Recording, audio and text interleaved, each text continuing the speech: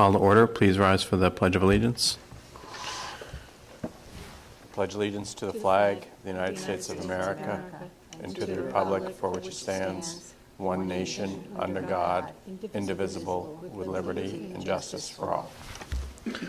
So welcome to our November 28th, 2023 Tiverton School Committee meeting. Is there anyone signed up for open forum? Okay, I'm going to ask for a motion to approve the consent agenda. I'll make a motion to approve the consent agenda. Seconded. I'll take a vote. Mr. Dakotas? Yes. Mrs. Pavo? Yes. Mrs. Farnworth? Yes. And I vote yes. So we are on item number 6A, old business. Approve homeschool request for 2023-2024 school year. Possible vote. Mrs. Kraegar?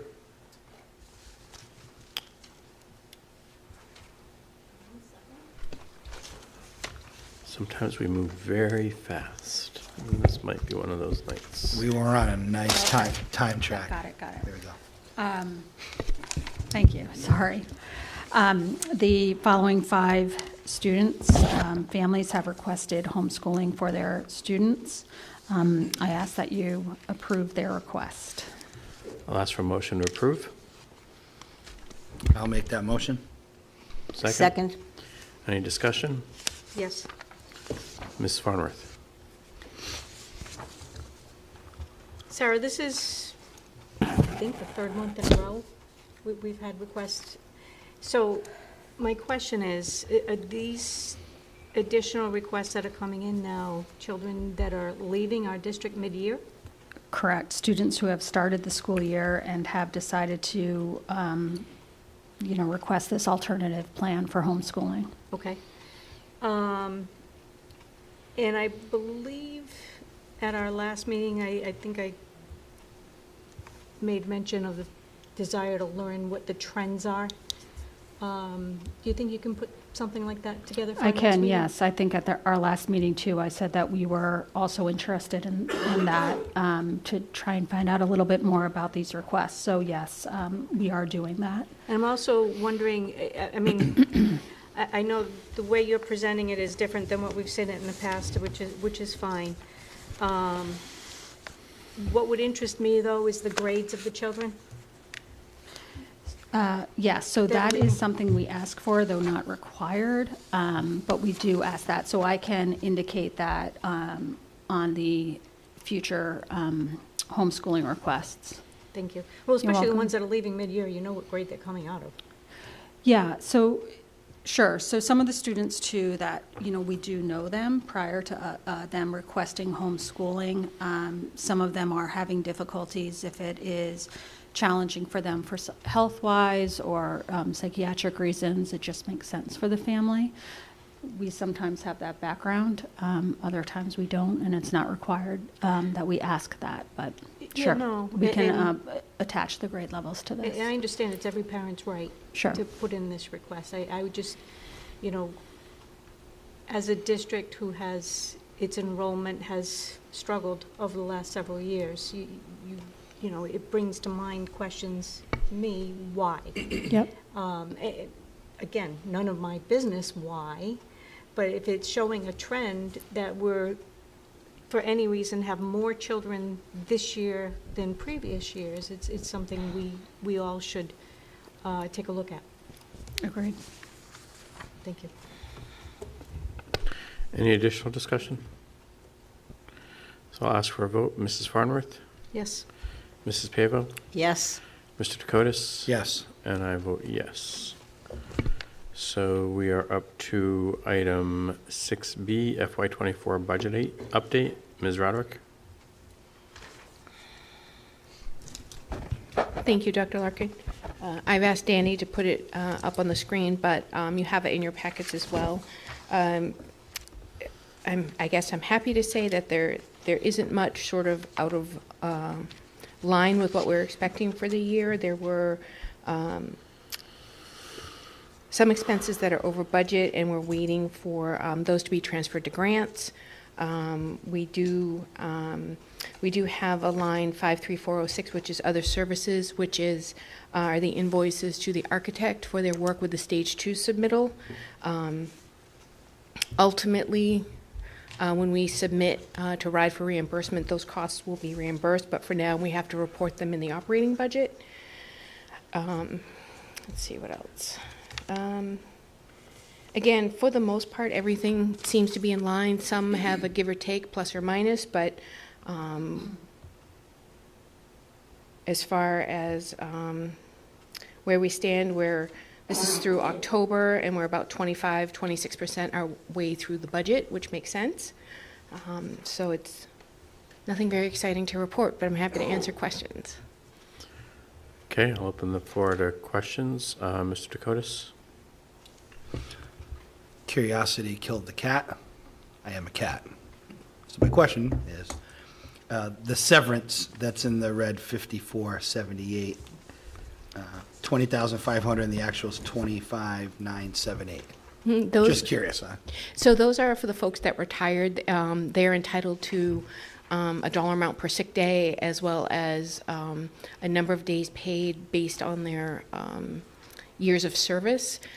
We, in December have an estimate of that, but then we had several people retire over the summer that we weren't aware of at the time that we did the budget. So those are contractual obligations. And it's not the amount. I just was wondering how it's different. Like, Oh, yeah. Because normally, okay, you're going to retire. Yeah, but sometimes it's late after you already do your projections. So we had done the budget, right, and then we received, I think, word of a couple of secretaries in particular who notified the district like in June, Okay, got it. July, and based on their longevity, they had been here for quite some time. Okay, They so were it's just not expected, and they had days coming. It's more. Yep. Okay, it's not the amount, just a question. Yeah, no. Thank you. Mrs. Pafo? No questions. Ms. Farnworth? I do have one, and Sure. we just met with the finance subcommittee, so I really grilled Amy during that session, but I'm just noticing one item now that I didn't ask about.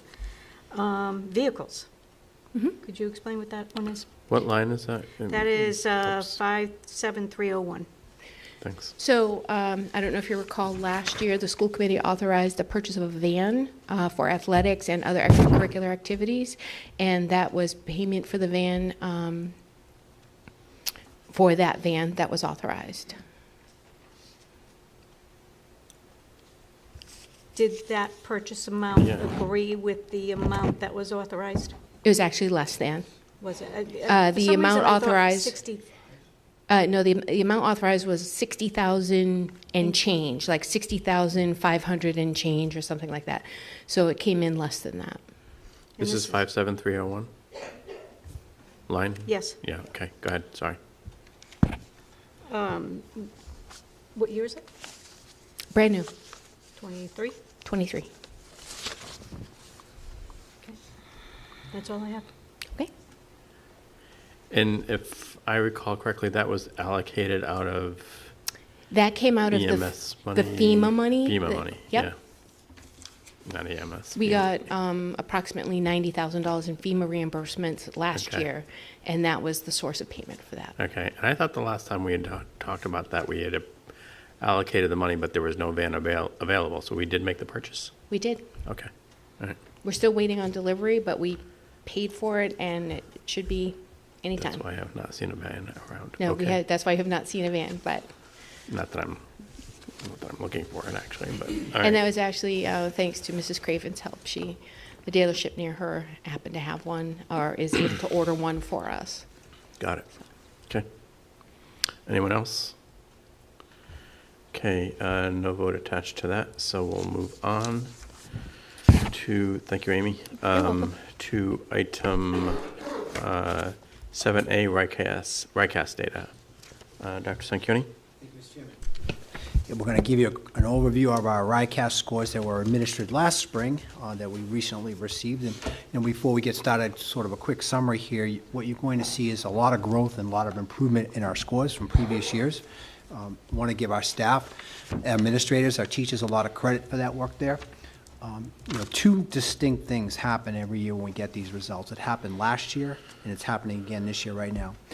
We analyze the test as far as an item analysis. We look at every question. We match those questions back to our curriculum. We see where the topic is introduced, where it's reinforced, where we expect it to be mastered, and are we hitting the mark with that? If we're not, it gives us a chance to adjust our curriculum. So we're always looking at the test to make curriculum adjustments. The second thing that happens right away is we look at students.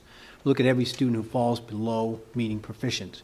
Any students in those bottom two categories, or RICAS, then are designated for additional services, whether it's to our math specialists, our reading specialists, or any other programs that are at our schools. So a lot of work goes into that. And when I say to you, you're going to see a lot of growth here today, there's also room for improvement.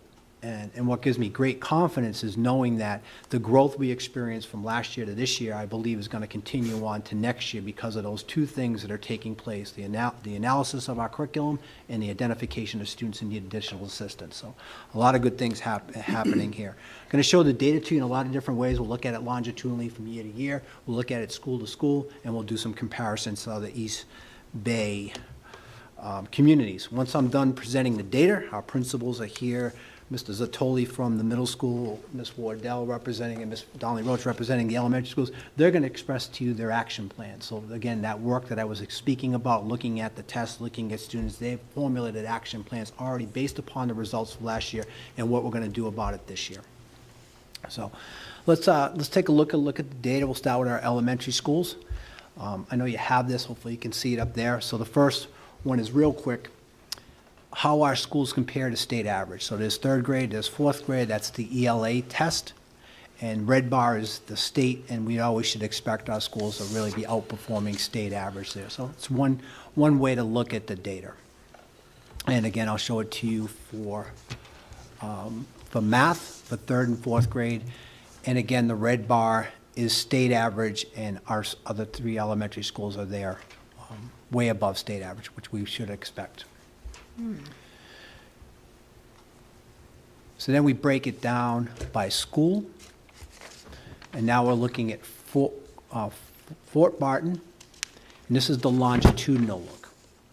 And what you want to see here is some of what we're seeing in Fort Barton is you heard me talk about that item analysis, and we put a lot of work into it. Let's adjust the curriculum. Let's adjust the curriculum every year. So longitudinally, you should see scores increasing because we're changing the curriculum to better meet the needs of our students. And this is a great graph to highlight that. So again, the circle, you're going to see the circled number throughout the presentation. That's the all-time high for that school or that grade level. So you can see in 2021, which is the year we came back from the pandemic, Fort Barton did exceptionally well. Again, that could be a very bright class. Obviously, you have anomalies here and there, but what we're most pleased about is that when you look at 2021, 21, 22, 22, 23, you've seen great growth. Mm-hmm. It's becoming consistent. And then when you go to fourth grade, again, we're looking at the proficiency rates, which is the top two categories of the RICAS. You're again seeing that there's a little fluctuality there in the ELA in fourth grade, but the math has been on a good trajectory there. But even the LLA has maintained strong progress. Dr. Sanchioni, before you move on, Sure. question. You mentioned the top two tiers, so that would be meets or exceeds? Exactly. So exceeds, meets, not meeting. What's the fourth one? Partially meeting, not meeting. Thank you. Yeah, so when we do all our percentages, it's based upon the top two. Okay. So we move on to Picasset, and we're looking at third grade here first, and the ELA is on the left, math is on the right. And again, we're seeing Picasset experiencing some great growth. And I know a lot of hard work has gone in over at that school, administratively, teacher-wise. And again, the ELA is testament to that, where they've got their all-time high score. This past year, you had a great score the year prior. And when you look at math, the last 2 years have been the all-time high in third grade. So when I start showing you the comparisons school to school, you're going to see Picasset has really starting to close that gap that was present for many years. In fourth grade, here are our proficiency rates here again, and again, 22, 23, we're getting right back up there with some of the high scores that we would expect at that school. But again, there's some great growth there, and especially in math, where you see where there was a great lull there in fourth grade for a while, but again, that has been rectified, and ELA is on a great trajectory also. And we go to Ranger, which has always been a high-performing school. And so you, looking at third grade, in ELA, it's just consistently high. So there's always this statistical thing called regression to the mean. When you're always high, there's always that fluctuality that you're going to maybe drop a little bit, say high, and because they've been so high, that's not concerning to me here. And then looking at the math, again, the scores are on that high end, which is great to see. And when I do the comparison to East Bay communities, you'll see how these scores really pop a little bit. Grade 4, so let's go to math first. And you see the all-time high last year in fourth grade, and again, a strong score in 21-22. So a lot of good things are happening. There's a great progression there in grade 4. To be honest with you, grade 4 ELA is a concern of ours. And we'll just want to assure you that we're addressing that. We've seen the decline over 3 years. There's ways to fix that. Again, I've spoken to you about the two things we do right away. We go back, we look at the test, we do an item analysis, we figure out where the curriculum needs to be adjusted, and then every third grade student who's gone into fourth grade this year, who is in one of the lower levels, is getting support. So I expect Ranger, it's very talented staff. I can tell you that every teacher there is working to capacity 180 days a year. It's just adjusting maybe what we're doing during those 180 days. So I expect Ranger to get right back on track with ELA on next year's scores. So if I could ask this question, and if I'm dead wrong, I'd be happy to be dead wrong, one of those. So back in 2018, 2019, all-time high, I mean, incredible number, right? 67%? It is. And is that a function of we're doing so well, you let your foot off the gas and you go, we got to really fix our math. And now the math goes up and up and up, but now the other one is suffering. Is it sort of that in education? Because I know I work in sales, and sometimes when I put all my eggs in one basket, in maybe one area, that goes up and another area goes down. I'd say partially, that 67, that could have been just a really strong class that late year that popped that score. And I would say to you, maybe that was for 1 year, but when you see a 3-year decline, I'd say, look, there's some work we got to do there beyond that. Okay. And we are. So we go on to the middle school, and so the middle school, RICAS is for grades 3 through 8. So the middle school has the largest percentage, grades 5, 6, 7, and 8, ELA math. So 4 grades, 2 tests per grade, so 8 tests were administered last year. 7 out of the 8 tests saw growth, and that's really a great accomplishment. So we look here, always above state average. So there's ELA 5, 6, 7, and 8. Tiverton's in blue, state's in red, and we should always be above state average. So that's one comparison. Same thing in math. Well above state average, all grades. Now we go to 5th grade. Now we're doing that longitudinal look again. And what you're going to see here at the middle school is you're going to see a lot of all-time highs took place last year. And I know a lot of hard work went into looking at those scores. That green bar from 2 years ago, we knew we had to make some adjustments, and those adjustments were made, and I believe they're paying off. So in both ELA and math, the score went up from the previous year. Math hit its all-time high. The ELA is on a nice trajectory. Grade 6, we hit both all-time highs, math and ELA. And again, great growth from the previous year, all-time high score. So a lot of great work there in ELA and math in the 6th grade. In the 7th grade, we've got an all-time high in ELA, and we've got a math score that's actually, you heard me say 7 out of the 8 scores increased. It was 7th grade math, which is the only one who didn't, but again, statistically, it's close, and again, I know a lot of hard work is going into it to look at what that data tells us. And then in 8th grade, we've got an all-time high in math, and we've got an increased score in ELA. So for the middle school, again, I want to just emphasize 7 out of 8 scores tests went up. A lot of great growth and a lot of all-time highs. So, a lot of work is going on. Not to say we don't have room to continue to grow, but what we're doing is working. And if we keep doing that, we're going to keep getting outstanding results. So NGSA is not part of RICAS, but it's the science test that we administer in grades 5, 8, and 1 grade here at the high school. So we're looking just at the middle school here. And those are our scores comparatively across the board over 4 years, 5th and 8th grade. And I would say to you, anyone looking at this would say, yep, your scores are flat. You're really not seeing a lot of growth there. And we've had some great conversations about that. And in working with our teachers, again, they're working exceedingly hard. We've got a really strong science department there.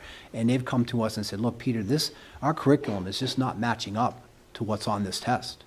We need some help here. So the person to my left stepped forward and said she's going to lead a curriculum revision committee. We're going to analyze several curriculums that are out there and probably come forward to you about changing the curriculum at the middle school by the end of the year.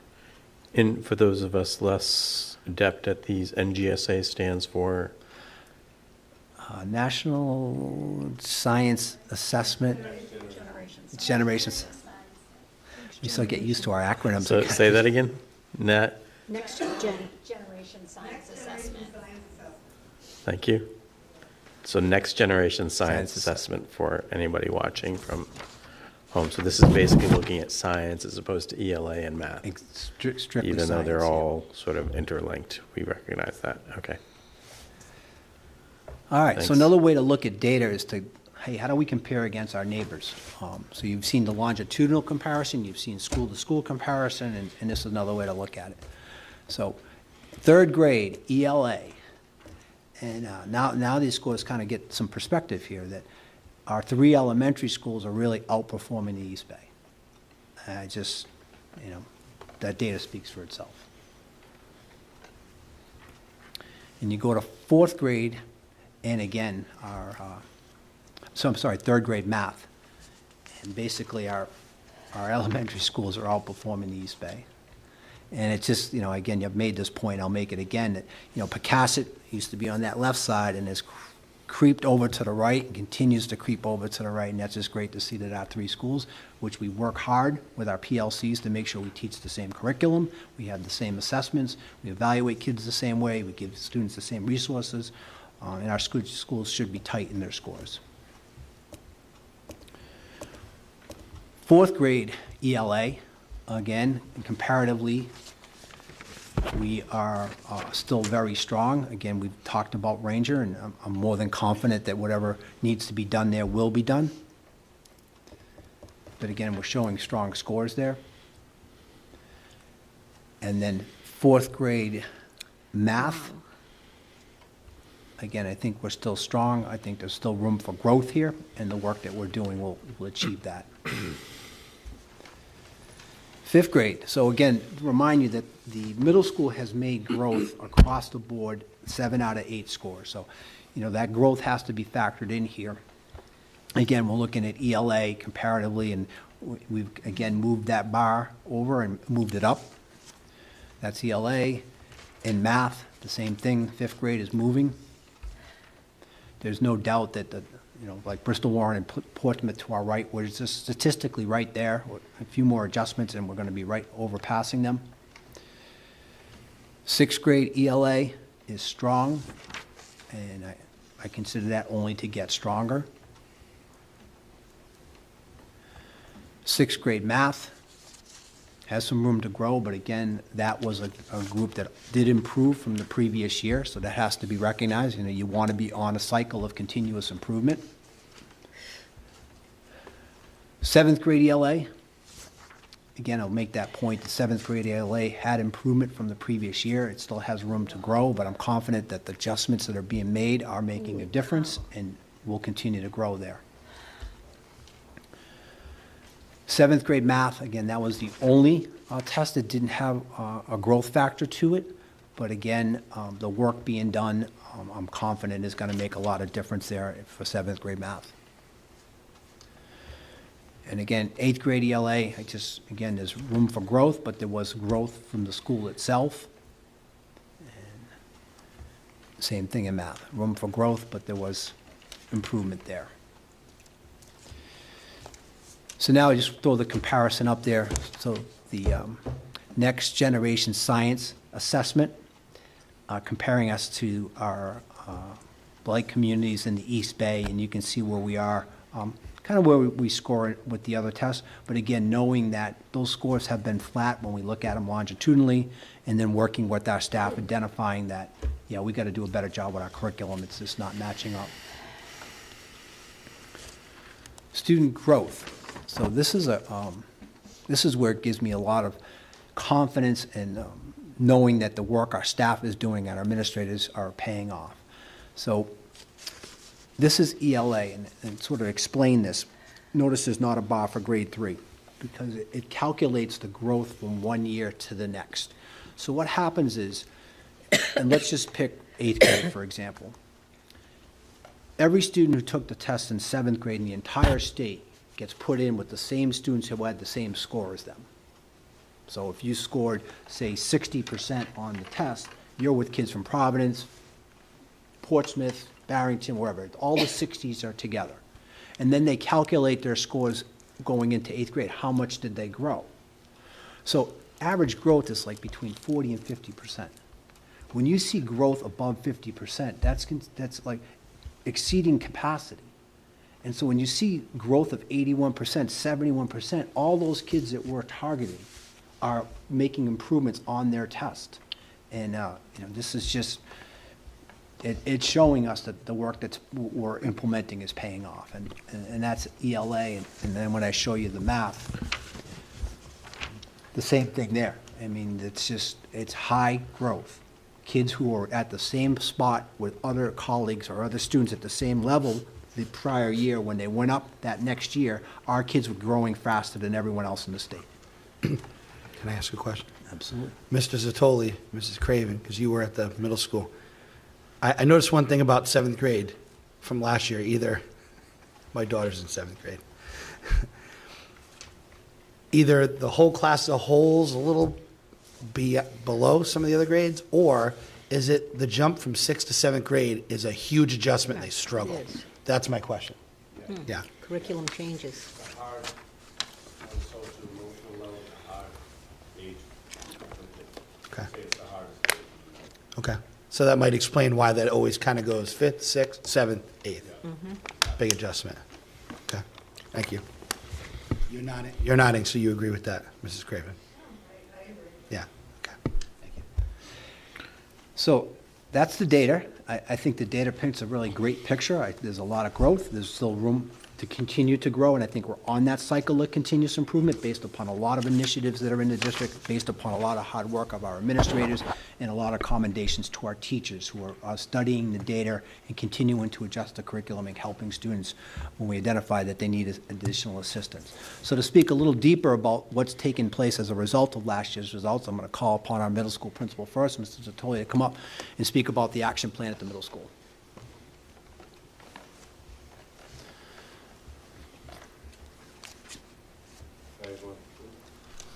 Hi, everyone. Thank you.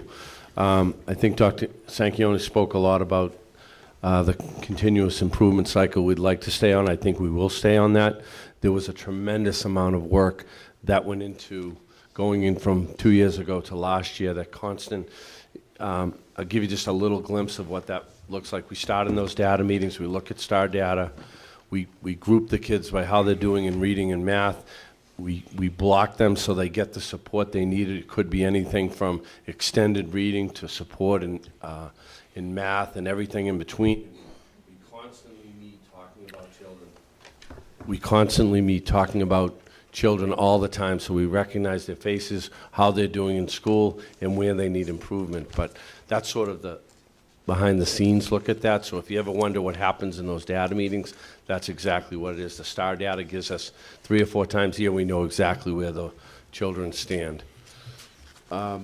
Obviously, we sent out a worksheet to teachers, and they went through every single item analysis, looked at areas. Is it something we teach? Is it something that maybe they should have learned before? This is where the science gets a little tricky, because the test is only in 5th and in 8th.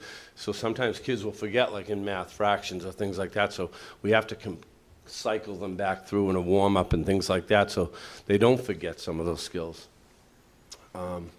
Obviously, we check all the standards. Do they match to our wit and wisdom? I think we found that wit and wisdom is a very rigorous program. We're very happy with that.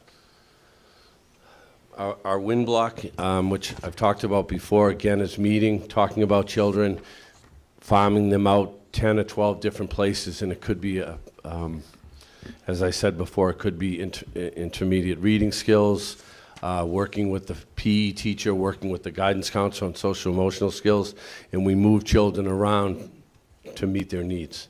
So, I just switched the slide. yep. Mrs. Kraegar and I have put together a reading committee now, just taking a look at where our kids are in reading and how we can support them. If you look at the STAR data, what you'll see is when children take that test, it groups them by colors. And if you're in the red, you need some serious reading support. If you're in the yellow, which a lot of our kids are, you could be a low yellow, medium yellow, high yellow. Some of those children, we don't always have the support. You might be in a wit and wisdom class, but you're not in an inclusion class, or you're not with our reading specialist. So we're looking for ways, how do we support those children? We just purchased a Lexia reading program for all our children. So that'll be another avenue. When we have those meetings, we might say, oh, Sarah falls into that mid-yellow, but she's not in an inclusion classroom. She's not with the reading specialist, but she could go work with the teacher on that Lexia Pro and work at the level. If you think, if you're old enough to remember this, I'm not saying anyone's as old as I am, you might remember, what was the program we talked about? SRA. SRA. If you guys remember that, it was by colors, and now they've just made it more of a, I had SRA. you know, more of a technology. But, you know, when you think about SRA, and I said this to Dr. Sanchioni, anyone that remembered it brought a smile to their face. They enjoyed doing it. It was at your level, it was non-threatening, and it helped you read. So obviously Lexia has taken that to a whole other technology level. So all our children, starting tomorrow, will have that as part of their Chromebook. So we're going to utilize that for all our children. I'll probably do like a big reading incentive across the school for kids to read more, to work through that program. They can do it at home and do it at school. Obviously, we're all involved in the letters training. I think it's, and I'm part of it, it's not easy, it's rigorous, and I think over time we're going to see the results of that. And I think we're already seeing, like Suzette School and Ames, we're already seeing those scores start to come up. When we get their children in grade 5 like this year, we're seeing less need, and that's a good sign. You know, I think there are still more kids we need to get to, and we have a nice plan in place through that committee. Some of the action plans in math, our math teachers, really the ones, you know, math's sort of a separate subject on its own. It's very difficult. Getting the released items early in the year, working on them. They did a 30 days of fraction. I know when I was a teacher 25 years ago, that always seemed to be an area that kids struggle with fractions, and we hammer away at it. Obviously, the Do Now, which is part of our Green Book strategies, kids walk into the classroom, it's part of the routine. I can have a fraction problem right up there. How's everyone doing? Hold your whiteboard up. I look very quickly. Looks like everyone's on board, and we move on. Or if I see that Amy's really off the beaten path, I know that I need to check in and give her support maybe in tomorrow's lesson. And I will stretch the rest of the class, and I will put that train back on the track. My generation of teaching, we kind of just taught for 2 weeks, gave a quiz. However you did, and we moved on. You know, we don't want moving on now, and that's what happens. Kids get that gap in math. And we want to know that day if someone's not on the track. And that's the beauty of those Green Book strategies. The WIN block is just, you know, and I give the teachers a lot of credit. The WIN block is a journey. It's not something we just go, oh, this year we're going to put in a WIN block. Frankly, the staff at the middle schools made it quite easy.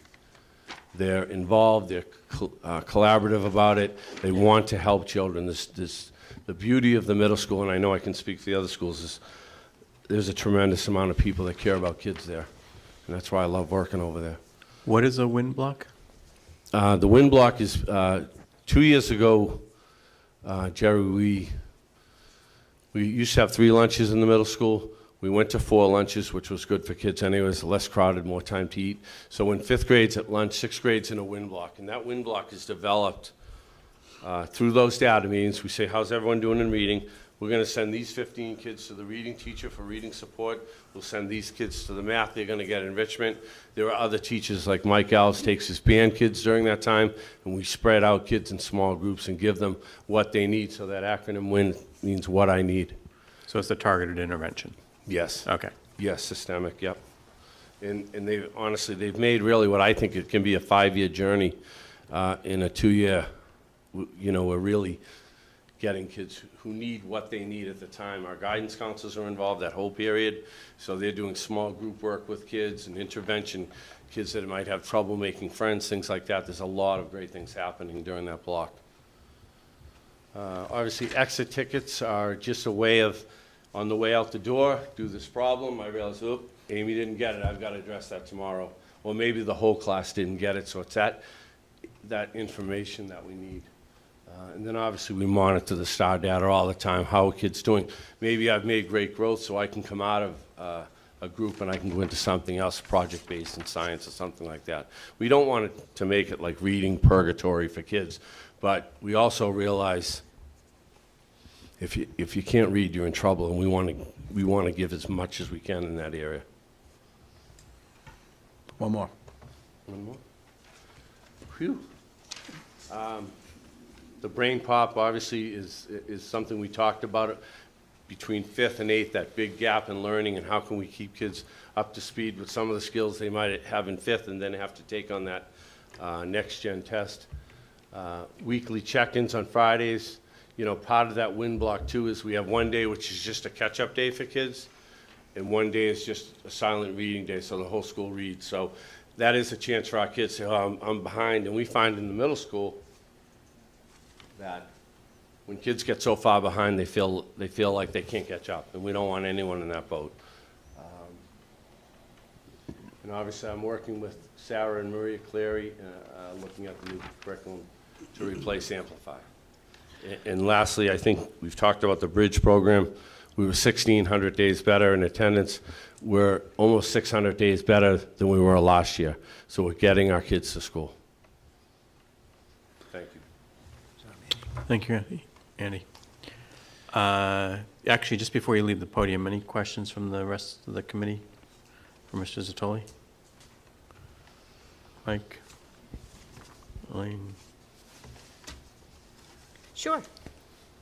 You're not going to get away with that easy. Yeah, do you have any? Oh, do you? I'm sorry. I just wanted to ask something, just so it's clarified for me. Yep. The second bullet, they start implementing weekly check-ins on Fridays to review the concepts for the week. When does the teacher determine if anything has to be retaught? If they're doing that on Friday, do the teachers go over that themselves? It should And then happen on the make that day of the class. Like, determination? for example, if I'm introducing fractions, I'll use fractions as an example, that first Okay. couple of days, they should start with a warm-up. You know, what do kids know? You know, so you get a feel for that. And then if I'm teaching a simple concept, or whatever that power, what we call a power standard, which is a must-know for kids, on the way out the door, I might have a little exit ticket, and it could just be a problem, 1/2 plus 1/2. And as the kids are going out, I'm checking. I realize that maybe Amy and Sarah, you know, like something like fractions can be way off. Well, I'm going to build that into tomorrow's lesson.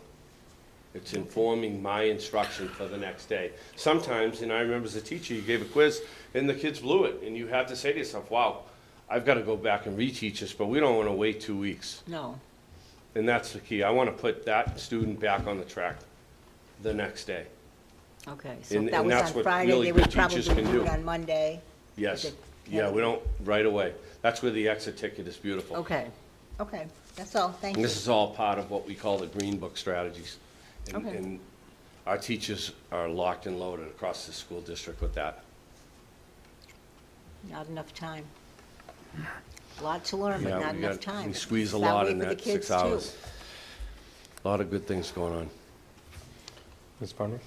My question is a little bit more high level. You recently, and I could have asked any one of you, but Mr. Zutoli gets the red card tonight, I guess.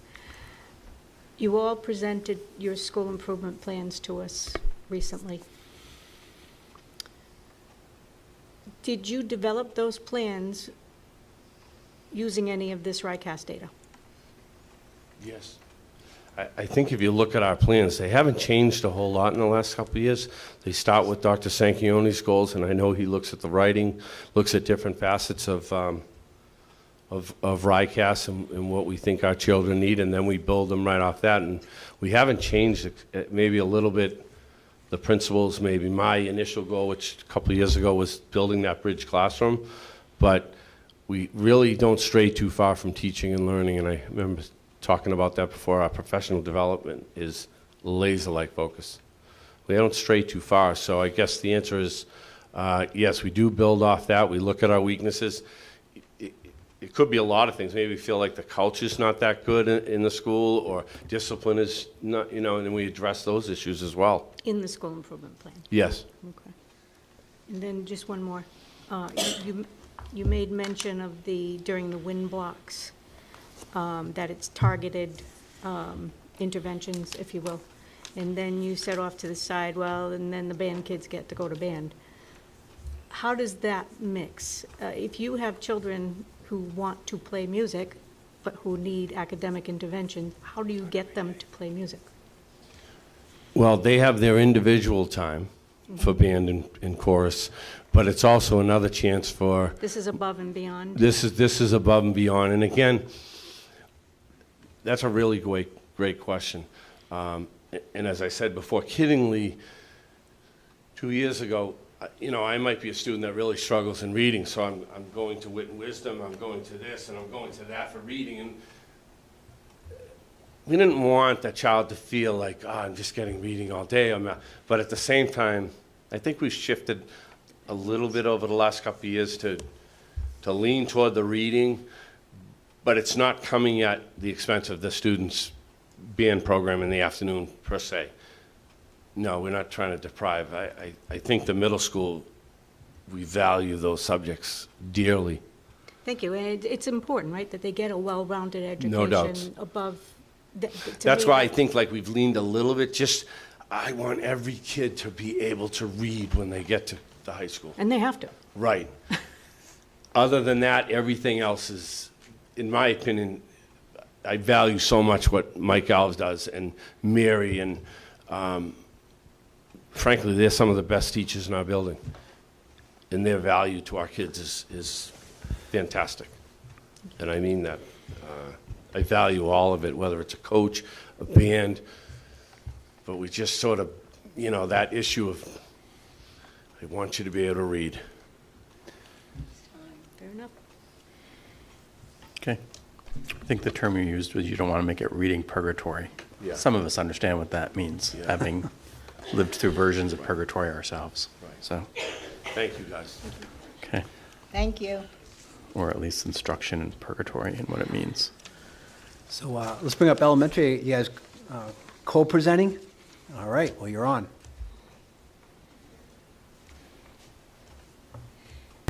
Thank you. I'm going to just talk about ELA for a little bit. And before we jump in, I just want to note that while we're only assessing students in grades 3 and 4, the work is K to 4 or pre-K to 4, and the standards are taught all the way through. So that vertical alignment is really important, and we want to thank all of the teachers, K through 4, pre-K to 4, depending on the school, in terms of the work they do to get the kids' growth. So as you can see, our action plan is divided into the 2 areas in which we assess our students. For ELA, we do for both really, an item analysis. Our 3rd and 4th grade teachers, our math and reading interventionists spend a lot of time on that. Then we also do a school-wide review at faculty meetings and in our PLC time, making sure that we have time to look at the work samples There are 1 or 2 release tasks every year where they actually give us the students writing back. This year it was a 7-point assessment that we got back. So one prompt on the test was up to 7 points. And that's really powerful because we can look at those together, especially the students who were in 3rd grade when they tested and are still with us now.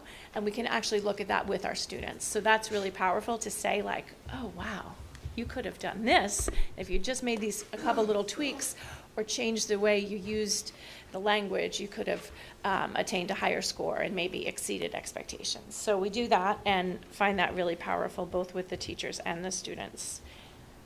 You can see we also will be using the focusing question task, so it's our prompts and pieces of the Wit and Wisdom writing assessment. So we'll be doing that to really tweak and look at what they ask and tweak the genres a little bit. There are genres in which we could have scored higher and areas for growth that we'll target. So the content and the knowledge build will be the same, but instead of perhaps an informative prompt, we'll make it more of a persuasive essay or something like that. So teachers will do that together, again, based on the needs of the students.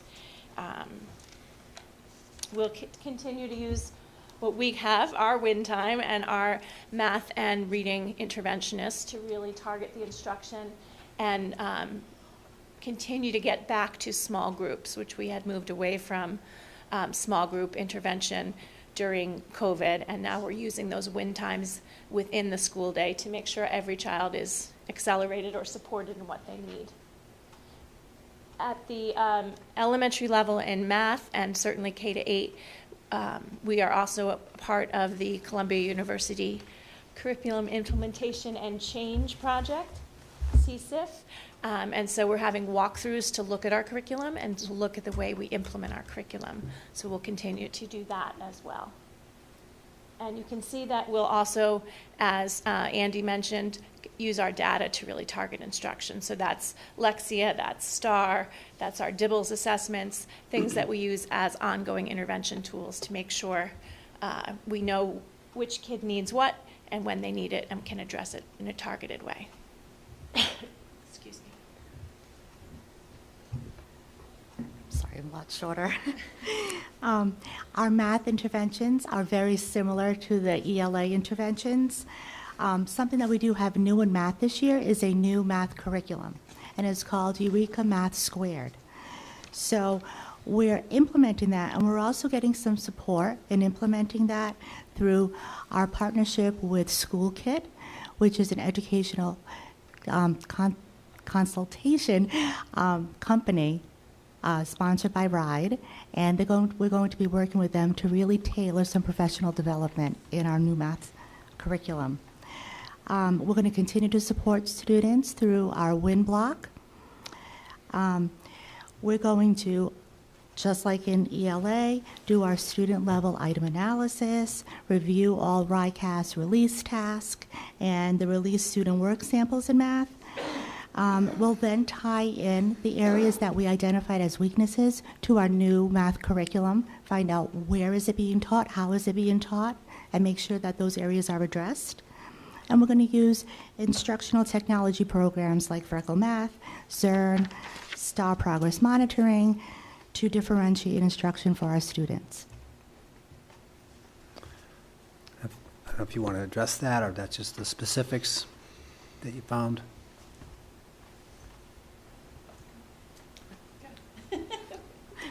So, and the main areas that we've addressed that we're going to really focus on in grade 3 in ELA is writing.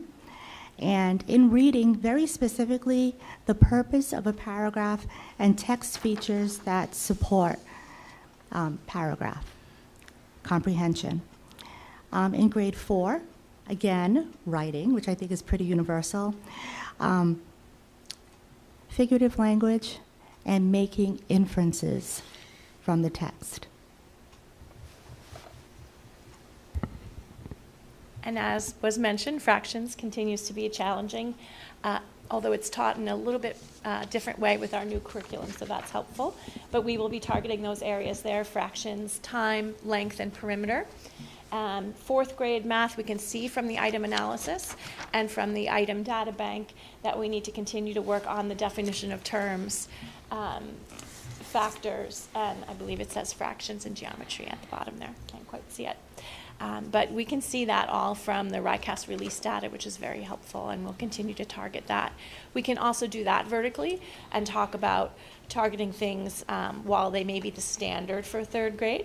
We can build toward them by addressing things as early as first or second grade, for example, if it's text features, and push the rigor and expectations for the kids.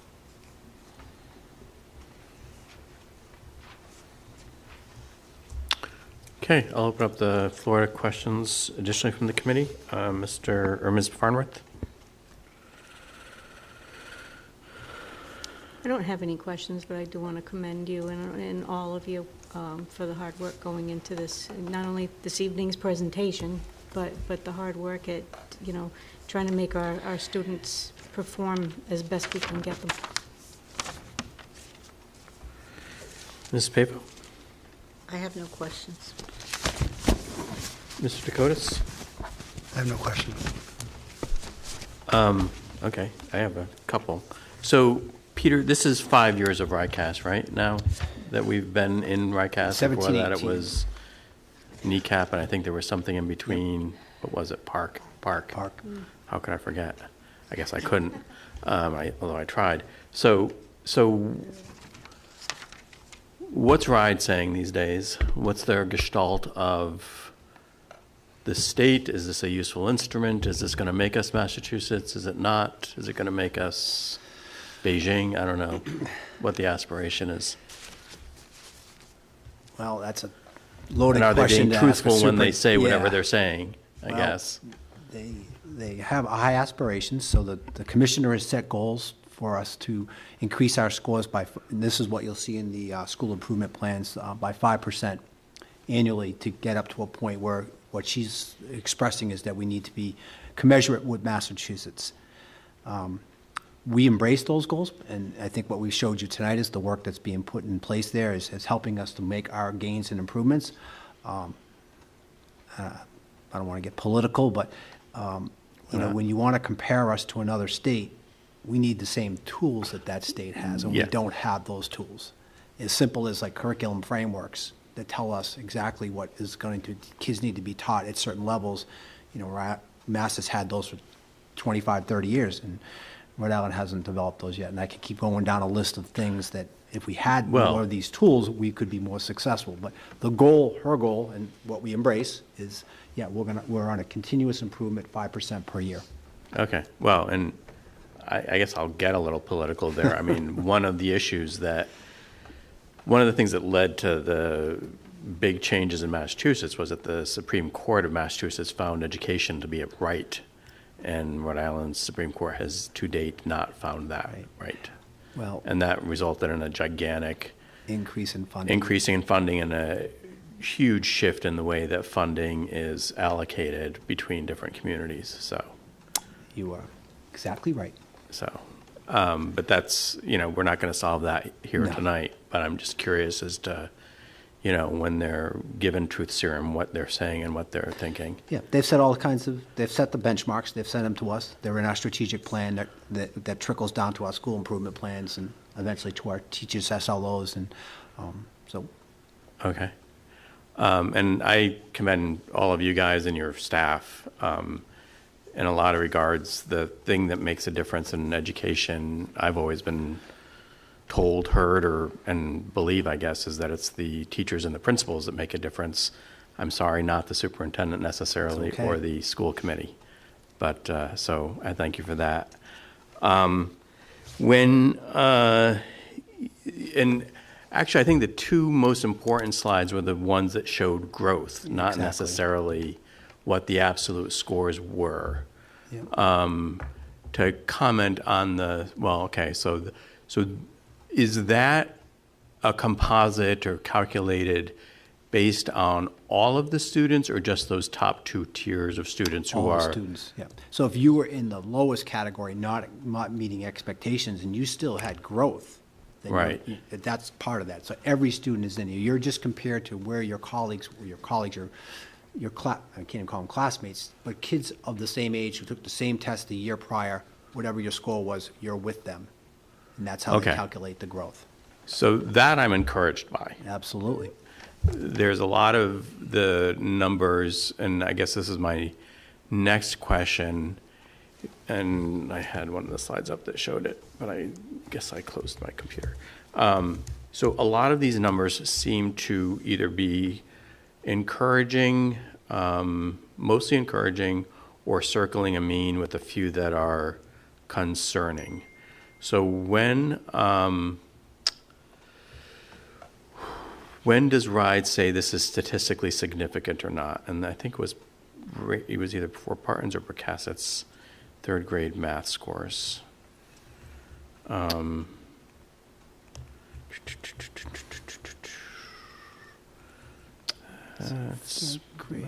third grade math. No, that's a Fourth whole grade, other maybe? thing about comparing us for different communities. Yeah. Oh, when we look at other communities? No. I'm going to get to that in a minute. Oh, so Percassett's third grade rates. So the difference between 2021, 2022, 2022, 2023, one was 56.3%, 56.6%. That, to me, is not statistically significant. When does it become statistically significant? I expect 50 to 58.3 is statistically significant. But my point is some of these seem to be circling a mean, not necessarily showing a trend. The trend has to be over time, right? Because you always have to factor in, you might get a really brilliant class that can skew the data. I think, what I have up here now, Percassett's third grade proficiency rates. If you look at math, you're seeing the last 2 years significant growth. That's statistically significant. Right. When you're looking at Okay. ELA, you got the all-time high last year, and you had a really strong score the year prior. So Right. that's a nice trajectory. So Right. So what I'm asking is, as a doctor, I look at things like this sometimes and understand them even less. But when you look at this, when do you say, okay, that's a real change that I believe in? when I see it happen over 2 or 3 years.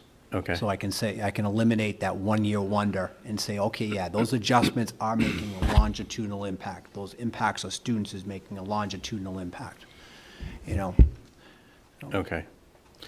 And then, I guess my last question is, Mark, and just to support that too, the RICAS scores are one data source. As Right. the principals have gone over, we also look at many other data sources. So in addition to the RICAS 2 years, we also look at the DIVLs and all of the other data Right, sure. sources to just support that. So it's not just that one data source. These principals are working with their teachers every week in their PLCs and looking at all of the data. I've seen it, I've watched it. The passion behind it is significant. So while the RICAS scores tell us a story, there's also additional stories behind it. So I just don't want to minimize that either. yeah, okay, yeah, no, I agree, and I appreciate your saying that or bringing it to our attention. And I guess my last point or question is, or maybe this would be a helpful thing, is that when we're comparing ourselves to other districts in the East Bay, the thing that, sadly, in a way, that drives these scores, at least as I've always understood it, is what your rates of poverty and free and reduced lunch and median income are. ELL, all those things. All those things. Demographics have a huge impact. So, when we're looking at, I think it'd just be helpful if we understand that a little bit as well. If we're going to compare ourselves to other communities, that we understand that that's, 90% of my colleagues live in Barrington. So I know they're going to have higher scores just on the basis of that. If you look at their, average home prices in Barrington, they're going to have higher scores.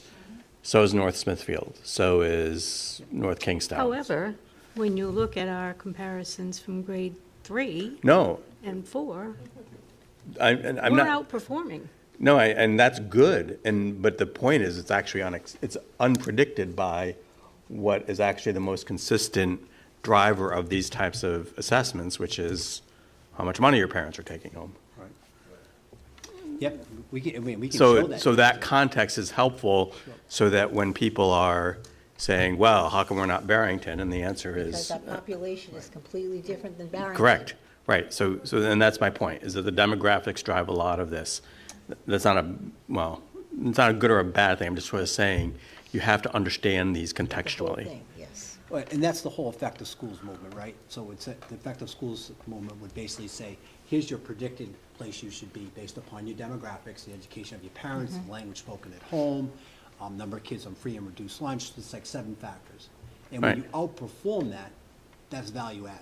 Right. And that's when you see things like that, we're outperforming our demographics, which means our teachers, our administrators are making a huge difference in the lives of Correct. those kids. And that's why we need to understand that. The community needs to understand that. community That's is- actually what the mass educational reform was actually about, was equalizing the playing field between communities of very different demographics. Absolutely right. So I just wanted to make those points. So, And it just segue with one last slide, and, a lot, as Sarah was saying, look, schools are measured a million different ways. RICAS is one of them, growth is one thing, things that go on there, and U.S. News and World Report does their own analysis of our schools, and they just had a report come out recently, and happy to share this with you. Again, they use a lot of different factors. So what you have is a school rating based on the number of schools in the state like them. So for example, there's 62 high schools in Rhode Island, and Tiverton High School came out 20th, which is solid. that's including the private high schools or just? Nope. Just public high schools? Okay. And so then you look at the middle school, there's 139 middle schools, and Tiverton Middle School was ranked 12th, which is amazing. That's amazing. And then you look at I won't read all the data to you, and anything that's badge eligible, their title for badge eligible is one of the best schools in the state. So that, those 3 schools are gonna get some kind of special recognition this year, and, but even, Pecasset has made great growth, the high school is making great growth. It's just another way to say that all this work that's going on is making a difference.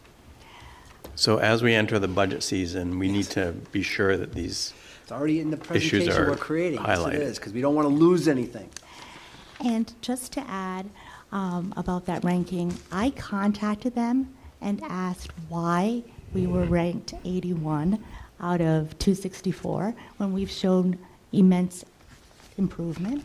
And they said that those scores are based on our 2020-2021 RICAS scores. So in the next couple of years, we're going to see Pecasset School move up significantly in ranks. Is that the It's case hard, with though. all of these? Yes. So this is not necessarily fresh data? no, and so U.S. News and, You've got to look at their whole formula. someone should burn them down, frankly, but that's my own personal opinion. I'm glad that we have these accolades, Right. but they are data crunching. They're not actually going in and looking at a school. So Right. people should take all of this, including when they're looking at colleges, with a fairly large grain of salt, because they are in the business of selling these rankings. They're not necessarily in the in the business of truth-telling. So, sorry if I burst anyone's balloon there, but, so, all right. Shall we move on? Sure. We are on item 7B, update on paper tutoring. So thank you, Mr. Chair. Now, you may recall we put in place a tutoring program last year for grades 6 through 12. The name of the program is called Paper. It's kind of a unique name, but it allows our students 24/7, 365 access to a tutor. We put this in place based upon the amazing success we had with tutoring during the pandemic, especially at the high school, where we were giving kids aggressive tutoring, and we saw how that impacted the graduation rate, impacted student grades and all that. And, one of the things that was missing from that is when you doing the face-to-face tutoring, it's a really small number of students who get the benefit. And as we tried to examine and talk to other districts and so forth, we came up with a program that gives every kid access to a tutor anytime they want. So even if you're in AP Calc and you need some help with that, now you have the ability to contact a tutor and get that. The sheet that's in your packet is showing the usage and the impact of this program. So again, it's only for students in grades 6 through 12. And you can see if you just look at the top thing there, over 2,000 activities, but 681 students are using this, which means that it's practically every student in grades 6 through 12 has accessed this platform at least once or twice, maybe more. You can look at the rest of the data there. You can see what grade levels are using it the most. There's some teachers who are using it extensively. You can see it broken down by subject, which is obviously math and English are the two we want our students to use the most level, but it's helping. It's made, no program is flawless, and certainly there are things about paper that work at times, but and sometimes it doesn't, but overall, I believe this is one of the contributing factors to what we just showed you there. So beyond the quantitative data that I'm showing you here, the statistics and so forth, there's some qualitative data, and I've asked Principal Craven and Principal Zatoli to come up and speak to you about what their teachers are telling them, what the students are telling them, give you a little deeper insight on the impact of paper. So I'll start with Principal Craven.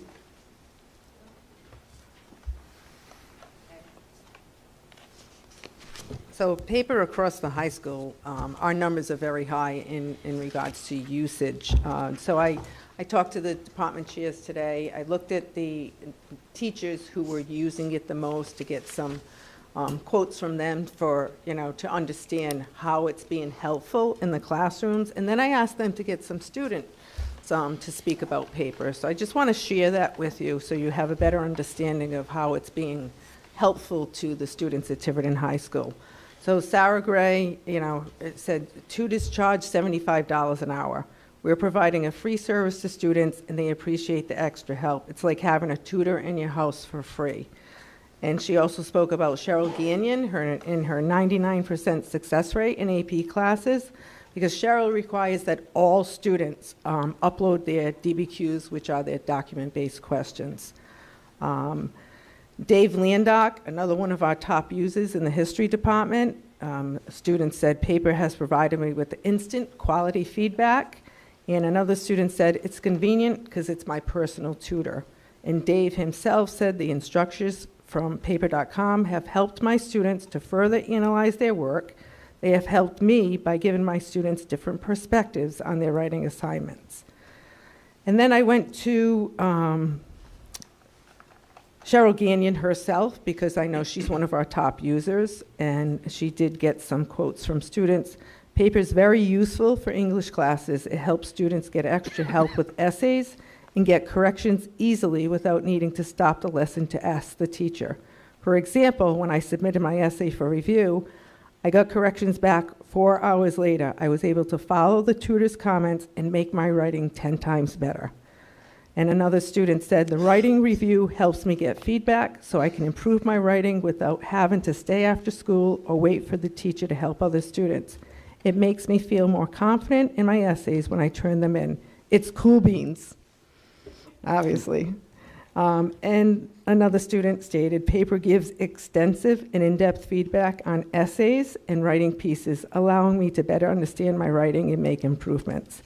So, I know our numbers are high. I know the usage across the school varies depending on the content, but I have to honestly say, kids use paper, and with English and math and world language, whatever content it is beneficial, because having the ability to access a tutor when you need one without having a parent pay for it or having to stay after with their busy lives, enable students to get the feedback they want to better understand. I mean, writing is one of our goals, and that's where we see the most usage.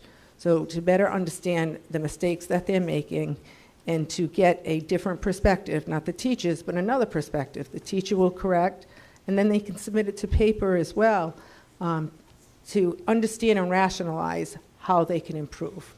So it is extremely helpful, and I'm happy to say that the teachers have found it beneficial as well as the students. Thanks. Thank you. I'm going to open up the floor to questions before you leave the podium. Sure. Mr. Dakotas? My daughter uses paper a lot. Yeah. It's helpful. Dad, can you help me with this math problem? No, I can't. I'm sorry. Go to paper. Go to paper. Absolutely. And Mrs. Pavo. No questions. Mrs. Farnworth. I can see at the high school level is the benefits of having this as just one of the tools at a student's disposal. Because once they graduate from high school in whatever the next level is for them, the ability to independently help themselves becomes that much more paramount. So for the high school, at this point, I'm on board. Yeah. And remember, I spoke about, writing in general, and the best way to correct writing is to give students instant feedback and really have them think critically about their mistakes and just highlight the section of writing, not correct it for them. And that's the feedback they're getting. So the students have to analyze the mistakes that they're making versus having someone say in a red pen, this is wrong and this is the word you should have used, because that doesn't teach anything. And that feedback is critical. Their college essays they submit through paper. The AP classes, the document-based questions they submit through paper. So on so many levels, whether it be a college prep class, honors class, or AP class, the feedback that they're receiving, it's never bad to get more than one opinion on your writing. It's critical. Thank you. You're welcome. Thanks. You're welcome. Want to hear from the middle school? I don't want to be redundant, but I'll set that scene a little bit. In the middle school, Mr. Dakotas mentioned, when that hits at a frustration level because a child can't do their math or they're not sure of the assignment, we've all been there as parents, that frustration comes out at home to parents, and parents aren't there. They don't know what maybe the objective of the lesson is. Now they have a person to turn to that they're not going to fight with. And I think that's the beauty of it in the middle school. And many of our parents, as you know, and we talked about, Jerry, the socioeconomics, they're trying to make ends meet. They don't necessarily have the time to sit down and go through 4 subjects, and it's become a great avenue for our kids to get it done in a very less stressful atmosphere. I talked to the kids over the last couple of weeks, and I don't want to repeat, it was a lot of what Sue said, but it's a different person. It's an opportunity to clarify concepts that students find challenging. They've been assisting with homework, assignments, projects, making sure that our kids are on track. I know with writing assignments, sometimes you just need someone to just boost you a little bit, just get started with that opening sentence and get off and running. And I think, Jerry, you also said it too, in a small way, it's teaching our kids to advocate for themselves, to ask for help when they need it. And that's a huge skill. And I feel like this is an opportunity to do that. Again, what Sue said, our ELA teachers use it all the time for editing, rewriting. We'll say we'll give you extra points if you use paper. Comes back a little bit better, I'll add more points and you get a better score. They revise final written work on projects, writing assignments, math. I think the math teachers say it's a little bit tricky, it's a little bit laborious because of the subject. Math's kind of its own little different world on RICAS, on this. But I think as parents, we know the frustration that lends itself to math at home. It's, I can't do it, I'm shutting down, I'm not doing it. Now there's an avenue for children to get help. We use it as homework check, bonus points. Our science teachers felt that it's a good resource for reviewing some of those tougher essential questions and what we call power standards that are the must-know in grade 8 or grade 7. So, and as Sue said, it's like having a private tutor you don't have to pay for. So one of the justifications was that we just couldn't actually find the personnel to give more tutoring. And I know this is probably different from what's called high-dose tutoring, or is this similar enough, or? It's close enough. I mean, the dosage depends on the student. If they want, they could use it as much as they want, and it makes it a high dosage thing where the tutoring we were doing during the pandemic was high dosage because we required kids to be there a certain amount of hours per week. Okay. So anyway, as a, short of having your, I guess, own private tutor following you around all day long, which might be nice, you can't, we just don't have the people to do that. Can you give me a sense, because guess people may have this question, how does math work in this scenario? Is it in real time, or do they say, this is what I'm having trouble with, or?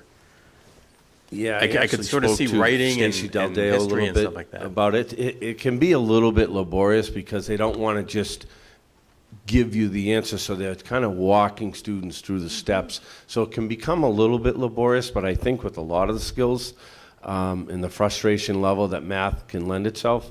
But are they communicating, helpful. I guess my question is, are they communicating real time through a keyboard or through? Yes. Okay. Yes, they are. Got it. Yeah. Yeah. All right. And I think the tricky part of homework is... But not through voice or microphone, just through keyboard. Okay. Right, and I think the other thing about homework is, we don't want it just to be something you go home and do and you already know how to do it. But at the same time, if we stretch it a little bit, we don't want kids all frustrated at home. And this is a nice checks and balances that if I do get frustrated or I'm not sure what my opening sentence should be, I have someone to run it by. Got it. Thanks. You're welcome. Okay, yeah, so I'll open the floor to questions from the committee. Ms. Pava? Frustration at home. Parents frustrated. Math, sorry, I'm speaking about math. Because they don't understand how to do the math. Because the math has to be done a certain way. It has to be shown on the paper in a certain way. The parents can help the kids arrive at an answer, and I don't mean giving them the answer, but then the kids have to show the work a certain way. Parents don't understand what we're doing in the school. They don't understand the math programs. They understand what they were taught maybe or what they use now. And I think that builds up a lot of frustration between the parent and the child, and then the child shuts down. Agreed. I think, to me, the math part is difficult. The math part is difficult because parents never use programs that we use. And if they don't understand the steps and how to do it, they get mad at their students because this is the answer and it goes like this, and the kids say, blah. But I think math is very frustrating for parents to help with. So this is perfect. Agreed. It's perfect. Mr. That's all I Dakotas? have. Thank you. My frustrations. Thank you. Mrs. Roderick? Could I ask for a clarification on this? In the statistics, it says activities by type, and Andy, I don't know if this is you or more of a question for Peter. It mentions 1,600 writing reviews, 322 math missions, 108 sessions, and that does seem to be broken down a little bit more for analysis. What is a session?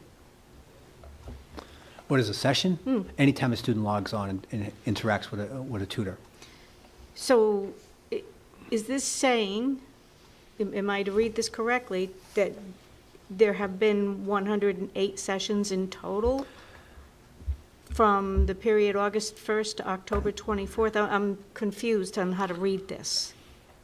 If it says 681 students, Right. 108 sessions, is that the actual usage of this platform? No, that's got to be by discipline, I believe.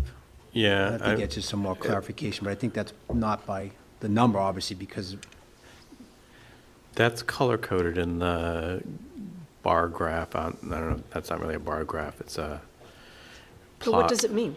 I don't know, I'm not sure either. My guess is maybe it's other subjects, yeah, but maybe that would be helpful to get I clarification. can get some on, clarification Peter. for you on that. And then, speaking to further, the sessions breakdown, it's clear that 70% of the usage is happening in the schools, not at home. Right. And I know I expressed trepidation about this, and I'm hoping to see success, and I can certainly see the benefits, but at the middle school, it concerns me most, that it never, ever replace the one-on-one that a teacher can give his or her student. I In the couldn't agree more. classroom. Yeah, and I will say this, and I didn't mention it in terms of the, like what we call green book strategies, and I think, you know, one of those things that should happen 3 to 4 times, and that's included in a warm-up, and an exit ticket is a formative assessment. It's checking along the way. And I know I read somewhere that if I'm in the middle of a lesson and I check how everyone's doing, you know, it could be everyone feeling good about it, thumbs up. They said that's more powerful than a tutor. So you're absolutely right. It's not going to replace a teacher by any stretch, but I think it is a good resource for our kids to use at home. Have the parents embraced this tool? Because I know that the middle school parents initially were the ones I heard from the most. How's the interaction going this year? Just so you know, it's only 6, 7, and 8 for us. I don't hear any negativity around it. I don't hear much, frankly, from parents, but I don't hear much negativity either. Okay. Just don't hear much. Thank you. Okay. You're welcome. All right. Thank you. Thank you, guys. As we get our students to college and career ready, if we talk about just college ready and responsibility, for students who go to college, they can access the Writing Center and Tutoring Center. I think this is just like the preemptive measure to that. If students get used to using something like this, they know that they can reach out to somebody and utilize some of those extra supports at college level. So I think at the high school level and getting kids used to using something like this can only support them as they move on from Tiverton High. Thanks, Sarah. Okay, so we're going to move to item 7C, accept the COPS grant for $67,500. I'm going to ask for a motion to approve, to open the discussion. Make a motion to accept the Department of Justice COPS grant in the amount of $67,500. I'll second that. Okay, Dr. Sanchioni? So in your packet, I gave you an outline of the amount of money we received from the COPS grant. I want to pay commendation to Danny and Amy who helped write that grant. We're combining that revenue with the revenue that was allowed to us from the town council for safety, and I've outlined for you how we're going to use both the grant and the money from the town council to take care of 3 projects there, namely the camera and doors and the alarms at all 5 schools, outside doors here at the high school, and some vape detectors for a couple of bathrooms here at the high school that didn't have them originally installed. So. And Peter, just so, I think we've discussed this probably about 100 times, but I just want to be sure that I am explicit again, that this will allow us to know if a door has been breached in this main office of any of the schools, correct? Yep. Alarm at the door and a notification into the office, all 5 schools, every exterior door. Okay, I'll open up the floor to other questions from the committee. Mr. Dakotas? Other than this is great news, no, that's it. Thank you. Mrs. Pava? No questions. Mrs. Farnworth? I don't have any additional questions. Okay, I'll ask for a vote. Mrs. Farnworth? Yes. Mrs. Pavo? Yes. Mr. Dakotas? Yes. And I vote yes. So thank you, Peter and Amy and Danny, for all the work, which will continue. Okay, next is item 7D, Learn 365. Dr. Sanchioni. Thank you, Mr. Chairman. So you're all aware that Learn 365 is an initiative of the governor to provide funding through the town to help school initiatives centered around things like improving test scores or improving attendance and so forth. In conversations with the town administrator and a member of the town council, I know that there's been work with the governor to have Tiverton apply for this revenue. There's certain percentages that are given out to each town. I know several communities in the East Bay have already received funding, namely Newport and Middletown, so it would be great for us all to get on this and be able to accept some funds and apply it to some of the needs here in the school system. So my understanding is that at some point the town council wanted to reach out and put together an action committee to see what the amount is that the town would qualify for, and then how maybe the school would best utilize those funds. So I'm still waiting to hear back on when that may happen. Okay, so an action committee composed of town council members, teachers, school committee members, concerned parents? I just don't have a lot of details on that. I get a sense it was probably school committee, town council, town administrator, superintendent, and there's a set aside, there's a a number that's been designated for Tiverton, so let's figure out what that number is first. I'd hope they would then ask us how best we could apply those funds. We could come up with a plan, and hopefully they would approve it. So, and just to, my understanding of this program, and please help me understand better if I'm wrong, is that this actually has to be applied for by the town council as opposed to the school committee or the local education authority, as they call them. You are correct, yes. And where are they with this? Again, my understanding is that they've made that application, and it's in those initial steps. An application for? For Tiverton to receive the Learn 365 funding. Okay. Dr. Sanchioni? Yeah, go ahead, Diane. I did see and I'm aware that Councilman Edwards put it forth on the Town Council agenda a few weeks back. And at that time, there was no specific path forward to funding. So I do think that there does need to be some kind of collaboration. Obviously, the town council needs to be the one to lead the way with the applications. There was concern by certain councilors that any funding we receive would get added to our maintenance budget. So that was dispelled immediately. Yeah. That, you know, so I've seen some towns utilize these funds. For those towns that have separate educational facilities, i.e., you know, Portsmouth has the Boys Town, and I know some others that have community centers, et cetera, where, you know, kids go after school, all of that. That's not the case here in Tiverton. And it's not the case in every community. I did see where some of these grants are being used by the school districts themselves. Yep. And that's what I'm hoping will end up coming to fruition here, that we could perhaps leverage some funding to benefit our children. As far as next steps are concerned, you know, any one of us could perhaps reach out to the town council to see where they're standing with this. I haven't seen it on the agenda since that initial evening. So I've sent an email to Mr. Edwards and to Chris Carter saying, whatever you need, we're available. We'll meet at any time. We'd like to work with you on this. And again, I think it's a waiting to hear great back. opportunity to collaborate between the school district and the town council. I agree. John Edwards. Yes, John. So I guess I feel like one of us should take that on individually. And I don't know if anybody has to try and help coordinate with them and to move it forward. Yeah, Yes. sure. We just, it's going to go on next school committee agenda, so we just received a grant from Representative Edwards for $5,000 for our career and technical education program.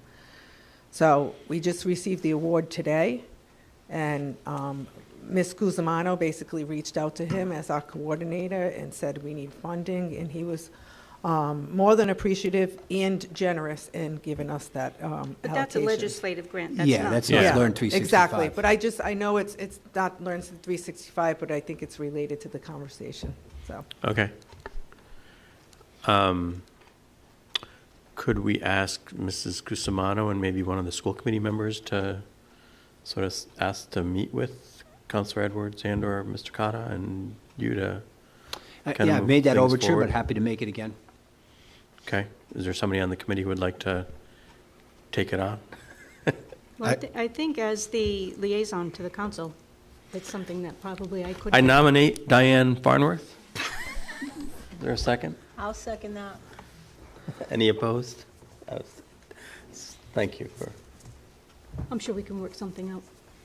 Okay. So I would strongly encourage. I'll reach out again. We say, you know, let's have a meeting because it would be a shame to let funding go when we know that we need to continue to work No, absolutely. on all of these things to improve our students' experience. Any other? I'm not really going to vote that unless you want me to. I don't think so. All right. So, any other discussion about that item? Okay. And next is item 7E, superintendent contract. I'm going to ask for a motion to approve the contract as discussed previously, giving the superintendent a total increase of $3,500 on his salary. No other terms of the contract changed. We did discuss an MOU that I think we need to repost or post for next. We have to vote that I separately. don't have a copy of the contract Oh, in our packet. it was. Saying over there? She does not have a copy of the contract in the packet. Oh, I don't have it, and I don't have It's that. it's the same contract notebook with as, it just has a change in the salary item line. We discussed it in our previous. No, I understand that. What about that MOU? I think that has to be posted separately Okay. to vote it, unless you So- think we can vote it. I mean, in essence, all we can do is vote on the raise. Yeah. So I'll ask for a motion. I'd like to make a motion to approve the new contract with the increase, as long as when it's done, we can just get a copy of that. Yeah, okay. I'll second it. Okay, any discussion? I'll ask for a vote. Mr. Dakotas? Yes. Mrs. Spavo? Yes, Mrs. Farnworth? Yes. I vote yes. So, Peter, we just need to post the MOU. We did not do that this time. And that is that. Do we need to meet in 9A? I'm not sure that we do. we don't, I don't, Is any? I need I'm going to ask for a motion to adjourn. vote, Motion to adjourn. second, Ms. Farnworth? Yes. Mrs. Pavo? yes. Mr. Dakotas? Yes. And I vote yes. We're adjourned.